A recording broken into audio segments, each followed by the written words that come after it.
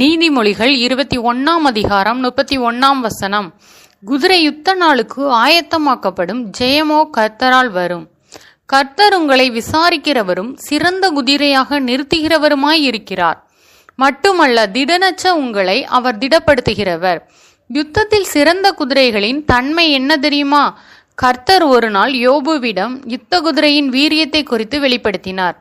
அவர் சொல்லுகிறார், குதிரைக்கு நீ வீரியத்தை கொடுத்தாயோ, அதன் தொண்டையில் குமுறலை வைத்தாயோ, ஒரு வெட்டுக்கிளியை மிரட்டுகிறது போல அதை மிரட்டுவாயோ? அதனுடைய நாசியின் செருக்கு பயங்கரமாய் இருக்கிறது.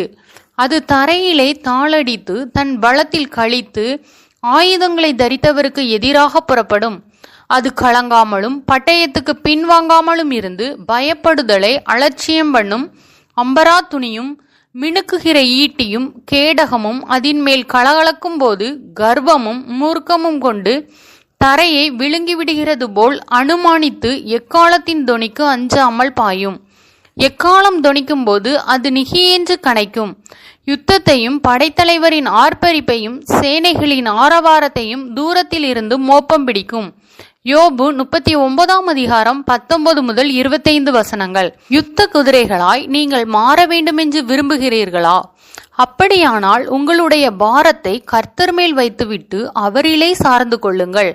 பலத்த பராக்கிரமசாலியான கர்த்தர் தாமே பலவீனமான பாண்டமாகிய உங்களை யுத்தத்திலே வல்லமையானவராக மாற்றுவார். நீங்கள் யுத்தத்தின் முன் கலங்க வேண்டியதில்லை. துன்பங்கள் உங்களுக்கு விரோதமாய் சீறி வரும்போது ஜெயகம்பீரத்தோடு நீங்கள் களி கூறுவீர்கள். சத்துருவின் மூர்க்கத்தை இலகுவாக வெல்வீர்கள். சூழ்நிலைகளுக்கு எதிர்த்து நிற்பீர்கள். அவைகள் உங்களை மேற்கொள்ளுவதில்லை. நீங்கள் கர்த்தருக்கு யுத்த குதிரைகளாய் இருங்கள். நீங்கள் யுத்த குதிரைகளாய் விளங்க வேண்டும் என்றால் முதலாவது உங்களுக்கு கடிவாளம் போட வேண்டுவது மிகவும் அவசியம். இப்படியும் குணாதிசயம் கிறிஸ்தவ வாழ்க்கையில் உங்களுக்கு கண்டிப்பாக தேவை. யாக்கோபு எழுதுகிறார் பாருங்கள், குதிரைகள் நமக்கு கீழ்ப்படியும்படிக்கு அவைகளின் வாய்களில் கடிவாளம் போட்டு அவைகளுடைய முழு சரீரத்தையும் திருப்பி நடத்துகிறோம். யாக்கோபு 3 அதிகாரம் 3 நாம் கடிவாளம் போடப்பட்டவர்களாக இருக்கிறோமோ அல்லது மனம் போன போக்கில் வாழ்கிறோமோ, உங்களுடைய முழு வாழ்க்கையையும் கர்த்தர் நடத்தும்படி உங்களுடைய சுய சித்தத்தை, சுய ஞானத்தை அவருடைய கைகளிலே ஒப்புக்கொடுங்கள். அவர் உங்களுக்கு வேத வசனமாகிய கடிவாளத்தை போட்டு வேத வசனங்களின்படி உங்கள் வாழ்க்கையை திருப்பி நடத்துவாராக. தேவ பிள்ளைகளே, நீங்கள் கர்த்தருடைய குதிரைகளாய் உங்களை ஒப்புக்கொடுக்கும் போது கர்த்தர் உங்களை அக்னி ஜுவாலையாய் மாற்றுவார். கர்த்தர் உங்களை யுத்த குதிரையை போல மாற்றும்படி அவர் குதிரை வீரராய் உங்களுக்கு முன் செல்கிறார்.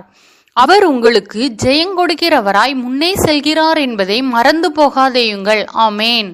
குதிரை யுத்த நாளுக்கு ஆயத்தமாக்கப்படும், ஜெயமோ கர்த்தரால் வரும்.